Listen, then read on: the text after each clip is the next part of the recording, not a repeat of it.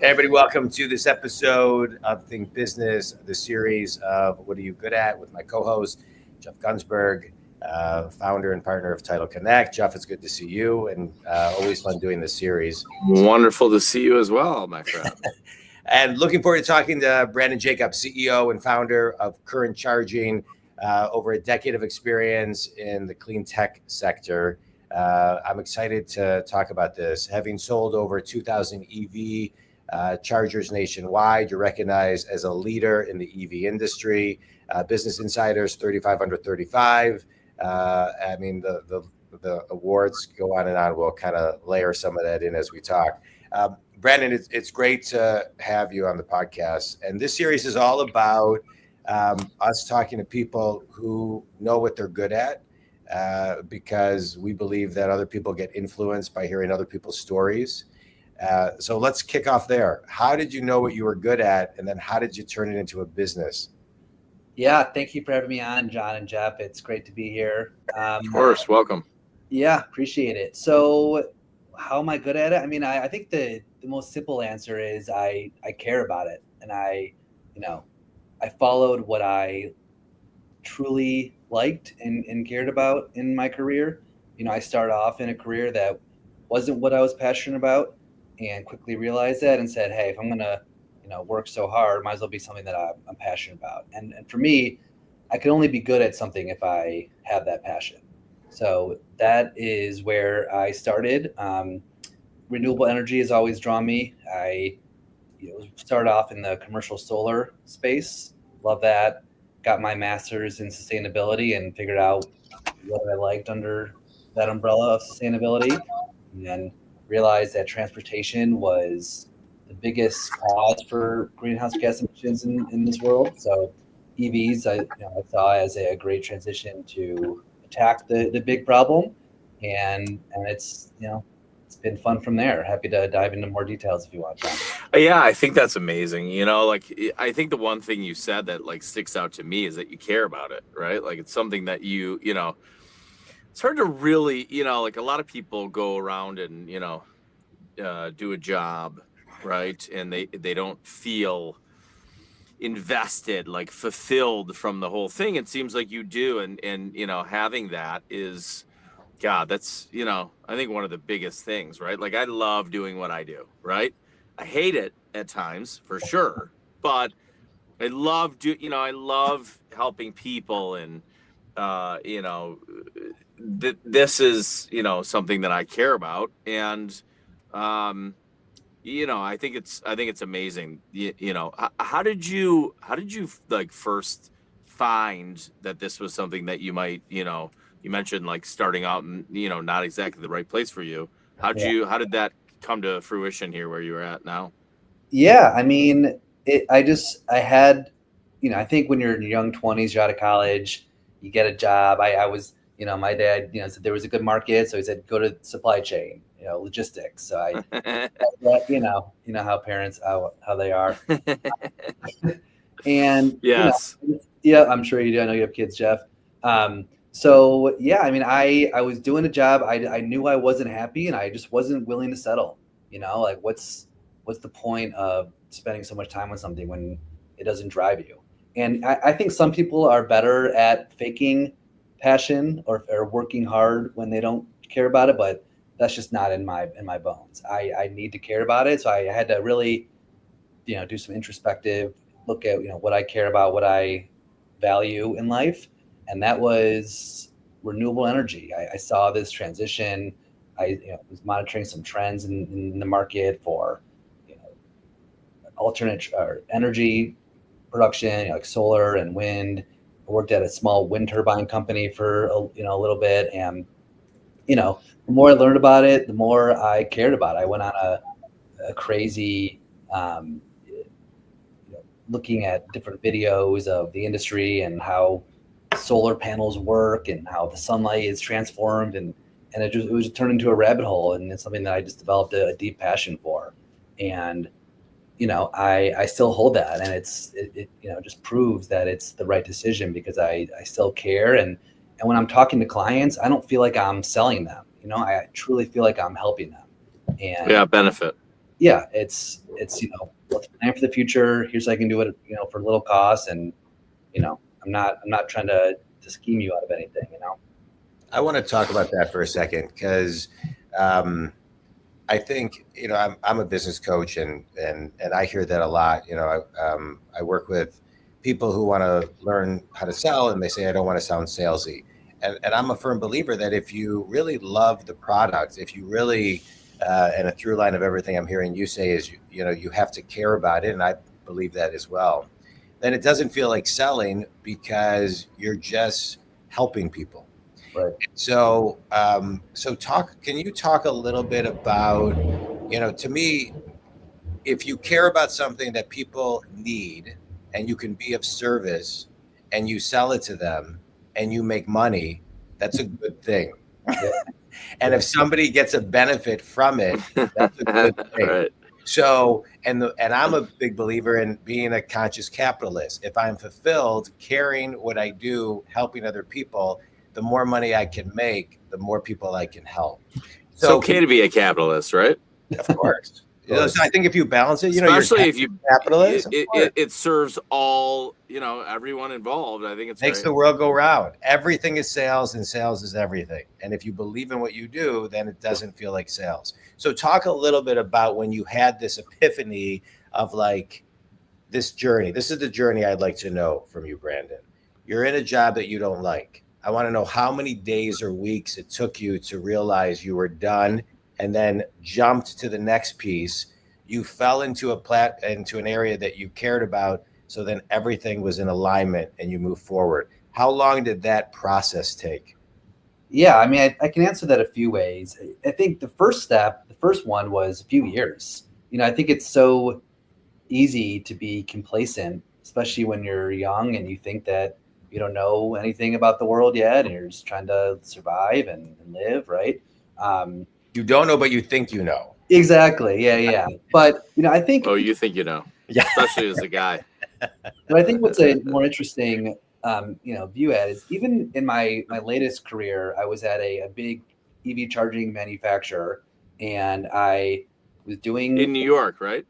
I was in New York, yep, for 10 years doing it. And I relocated to Michigan. But I, even I was in a company that I was passionate about, but even being that, I still was missing something. And I always had that entrepreneurial drive. And I was like, look, I can make money for somebody else in this company, or I can make money for myself and do a good job. And, having frustrations about industry trends and thinking that I know best and I know how to tackle it, and having that autonomy to do it the way I think is right really drove me. So I would say it took about 6 months from when I started thinking about it to when I was like, you know what, I'm gonna just make the dive, make the plunge. And I think one of the realizations I had was, you can always go back to the corporate world, right? Like if you don't start the business, you're gonna regret it. There's very little doubt you're gonna regret it, right? So, having that epiphany of this isn't a one-way street. This is a two-way door. I can always go back to a regular job if I want. So might as well give this a shot. But I would say the whole journey, to answer, I think what you were really getting at, John, was when I went from the logistics world to following my passion.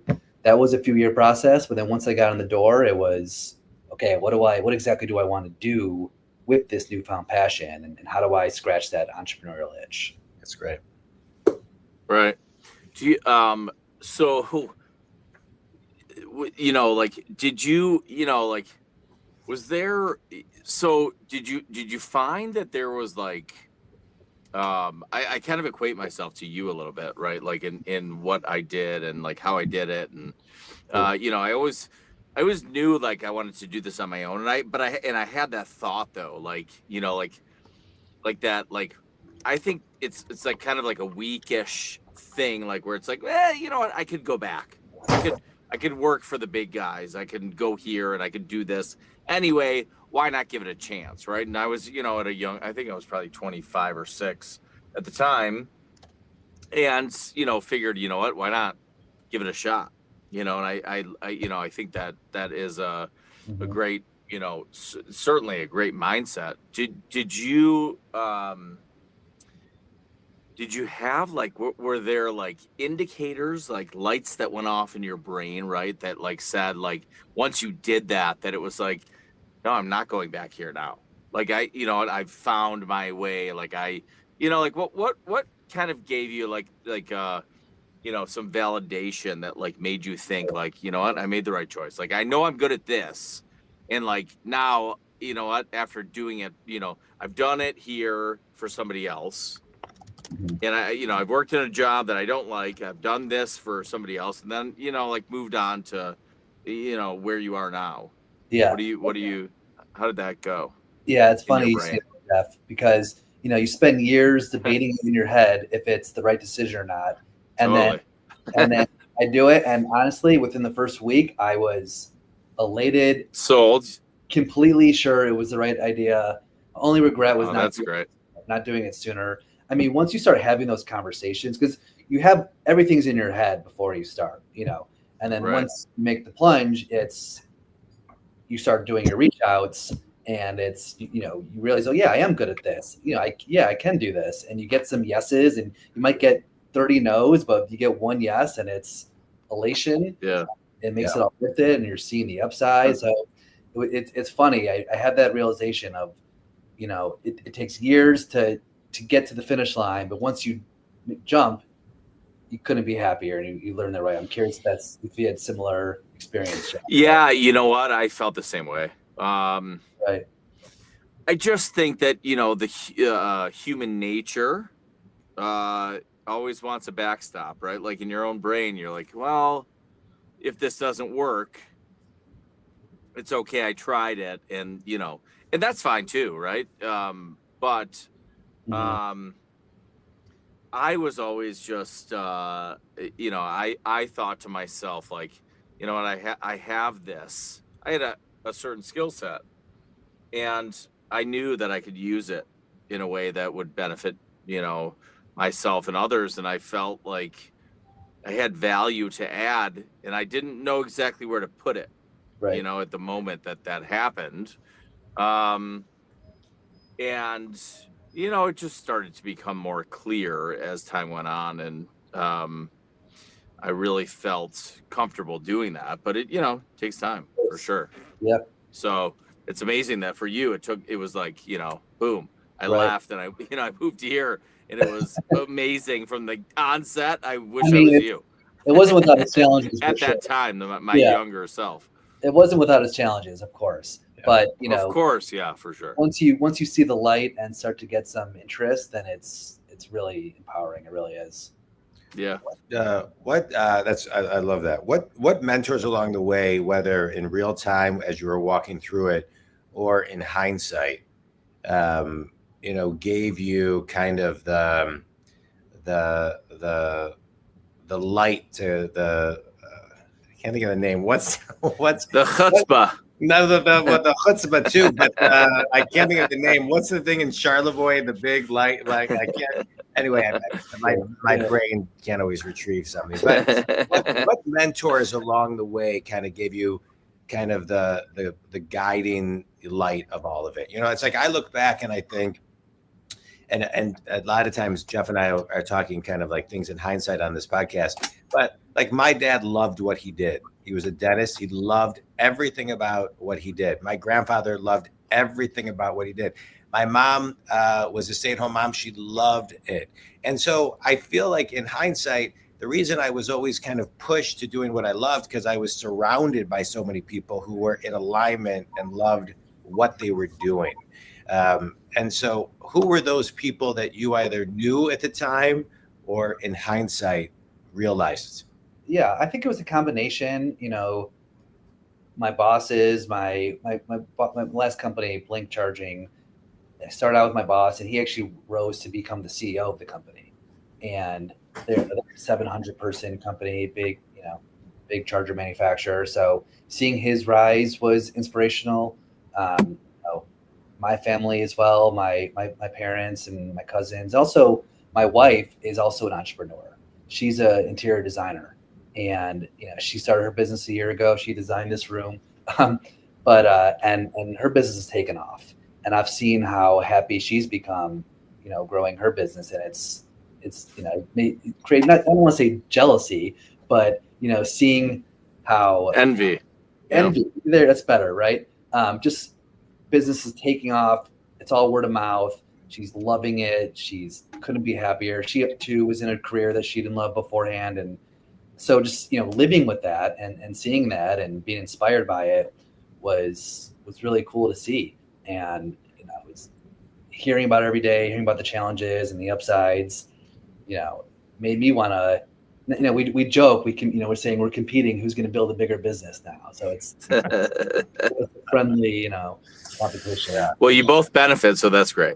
Yeah, exactly. Yes. No. Yeah. Either way. But I feel like, John, same for you. Like,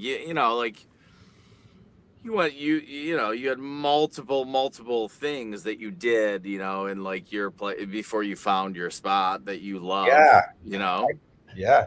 I had an internet company when I was younger that I sold, and then I was in commercial real estate for 12 years. But I always, Brandon, wanted to start my own coaching company. I always wanted to start my own coaching company since I was 18. And I started it 10 years ago this month. And it was great. I mean, awesome. And you know what? Your story earlier reminded me. I had a business coach years ago who passed away. He was great. His name was Jules Rappaport. And I remember when I was in commercial real estate, I kept on saying to him, like, I want to start my own company. I think it was like November. And he was like, I'm done listening to you tell me you want to start your own company. Tell me the date you're leaving this company. So when are you starting it? Yes. Right. So I said, okay.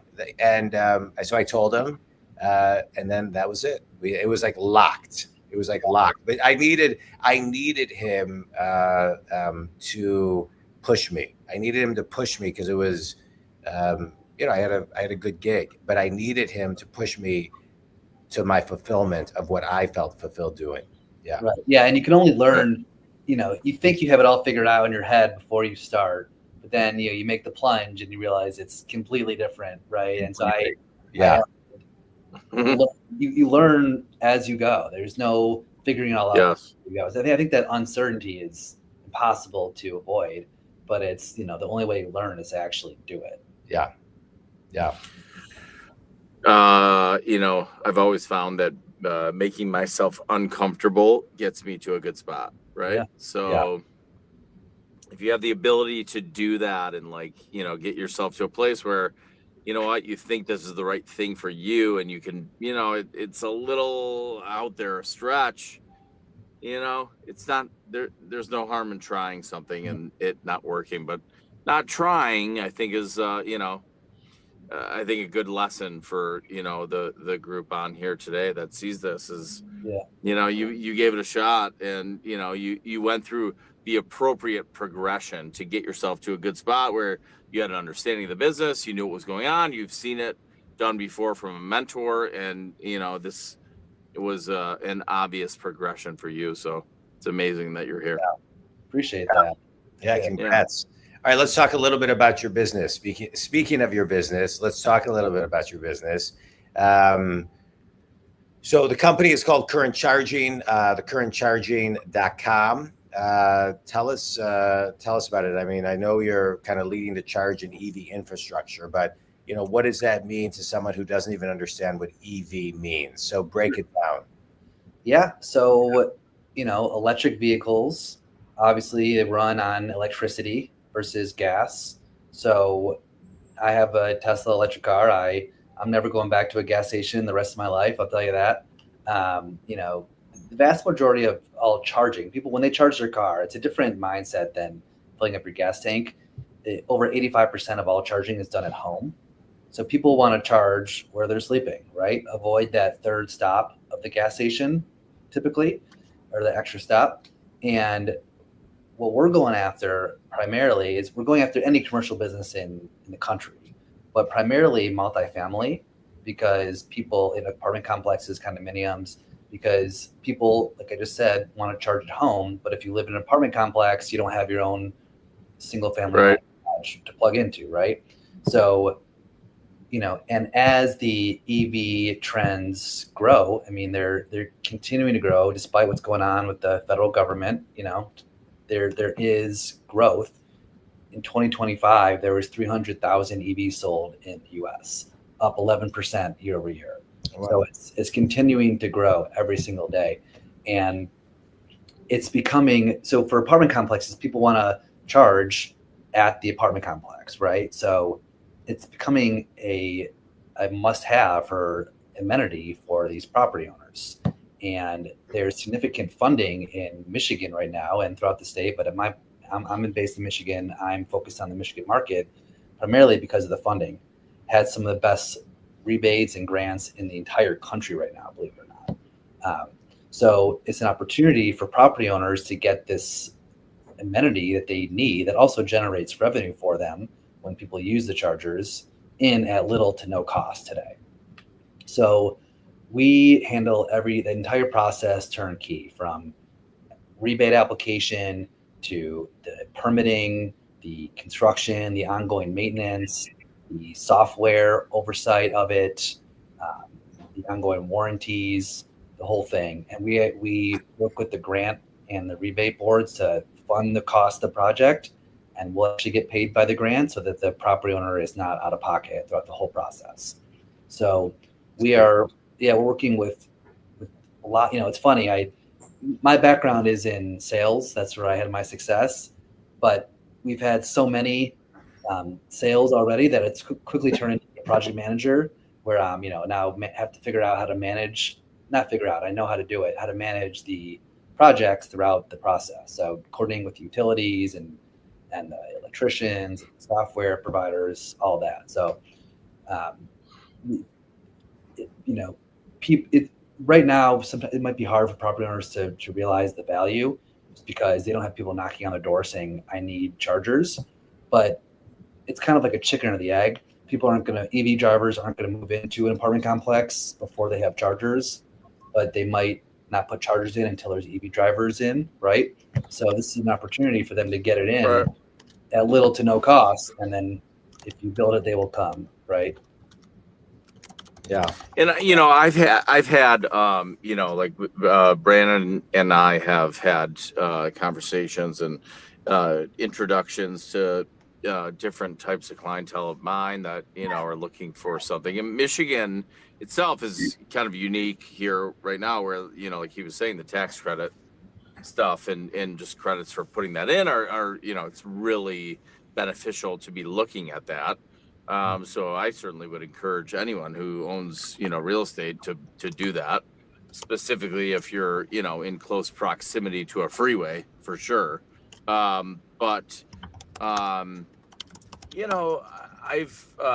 don't really, not a normal thing I do to kind of push, folks on my clients, but you know what, I found that, Brandon and, his company are at the forefront here of being able to provide this. It's a very underserved market here in Michigan. We don't have enough charging to be able to, handle, all of the EVs that are on the road right now. It just doesn't happen. So, I find an extreme value in what they're doing, and I think that it's a very low pressure kind of conversation, and it's something that you should always look at. Mm-hmm. So right, thank you, I would Jeff. certainly recommend that. Yeah, I mean, we've been in business Jeff Gunsberg approved. Yeah, no, and Jeff has been incredible. Stamped. I have a question. I think it's really cool what you're doing, and it's so pioneering still. It seems to me that I read a book 20-some years ago, Crossing the Chasm by Jeffrey Moore. I don't know if you have read it, but in it he talks about like where the chasm and there's the early adopters are a very small percentage. And I feel like there's the innovators and then the early adopters. And it seems like we're still in that when it comes to the EV world, that the innovators and the early adopters. And so as somebody who has a Motor City. Yeah. Motor City. Right. As somebody who is pioneering through that, and you talked earlier about learning from the doing and kind of et cetera, et cetera. What's the biggest lesson you've learned as a business owner this year? It's a good question. I think that even if you are convinced that it's a no-brainer and it's no reason not to do it, and even if it's free for them, there's always going to be objections. So have an open mind on what those objections are, and really listen to your clients on what they are, and try to address the root issue. I like to do like a 5 why exercise, I call it, where I'll ask a question, they'll give me a pushback, and then ask why, and ask why 5 times so you get to the root issue of their problem, and then target your approach to that root issue. Yeah. Right? So Right. even if it's free, even if it's obvious, even if you have the demand, it's not a no-brainer. So listen to your clients, understand what to that, which is something I always love to talk about, is falling in love with the problem, not the solution. Yeah. And so what you're talking about is falling in love with the bedrock root of the problem, because underneath that it can be so small, but is real innovation. Great things can happen. Customer service, all of it can just be transformative. Yeah, I think that's great. Yeah. Yeah, sorry, go ahead. I was just going to say, and we've been in business for 4.5 months now, and we're already on pace to be the number 1 installer of charging stations for multifamily in the state of Michigan. So I've had to learn quickly of what the different priorities are, and it's been an incredible educational experience over the last few months. Nice, that's great. Right, Jeff. Any more questions before we go to a speed round? No more questions. No. Yeah. You want to lead us off? Let's see what I can think of here real quickly. Best piece of advice that you've gotten, in the past, since you began this business. Best little tidbit of information. Yeah, I think it's just something as simple as someone just be reliable, be responsive. It's the most simple, aspect, but it goes such a long way, and I've seen it firsthand. Just respond to emails, return phone calls, do what you say you're going to do. It's the most basic traits, but doing that will set you apart, because so many people aren't good at that. For right? sure. Available, accessible, and knowledgeable. Yeah. Yes, we talk about this. Yeah. This is God, I don't know. I mean, this is a daily thought in our brain, Right. and to actually pick the phone up and have a conversation and do that. And it's huge. Yeah. My son is just graduated college. He got his first job. He's moving to Chicago, and somebody was saying to him, it seems like the bar is so low. All you have to do is return calls the same day, like everything that you just said. And Jeff and I talk about it all the time. People seem to be thanking you when you return a call. Oh, thank you so much. Yeah. And it is. Oh my God, thanks for responding. Not quickly. Yeah. Thank you for responding. Exactly. It's crazy. Yeah. So very sound advice. 2 questions. Favorite book you've read, favorite podcast you listen to? Oh, wow. I'm a big reader. I read a book. I read every night before I go to sleep. I actually just finished the classic How to Win Friends and Influence People. I finally read it. Loved it. John, you bought me that book. Yeah. 15 years ago. Yeah. It's amazing. What was it written? 100 years ago? Yeah, timeless. Yeah. It's incredibly applicable. And I've learned a lot from it, and I just finished it and I loved it. Good. Sorry, what was your other question, John? Podcast. What podcast? I listen to a mix between sports podcasts, and I like the daily New York Times one. I listen to that to get my fix of the news almost daily. So I'll go with that one. I have a podcast for you. You're going to love it. It's my favorite podcast. What's it called? It's called Founders. This guy reads every autobiography, and then there's a 1-hour talk on all of the founders. It is unreal. That's awesome. Unreal. Yeah. All All right, Jeff, last question. if you want to have fun, SmartLess is, I mean, great. Yep, I've listened to that one. I like that as well. Yeah, That's just fun, you know. I don't have any more questions for you. All right. I think that I want everyone to know that's listening here that, you know, if you're looking for a solid person to be able to provide some information on the EV movement that's going on, this is necessary if you're developing property in any sort of capacity. Yeah. This is you need people who understand it, who get it, who will be patient, who will listen, who will understand where you're at. And, you know, if they're not the best option for you, they will let you know that. But I think it's just something that is super, super important that, you're addressing. And you never know what kind of benefits you might be able to get from the state unless you start down that, on the journey. So I think it's just really important to do that. Yeah. Thank you, Jeff. I sold apartment buildings for 6 years when I was selling investment real estate. And I think every multifamily complex needs you guys.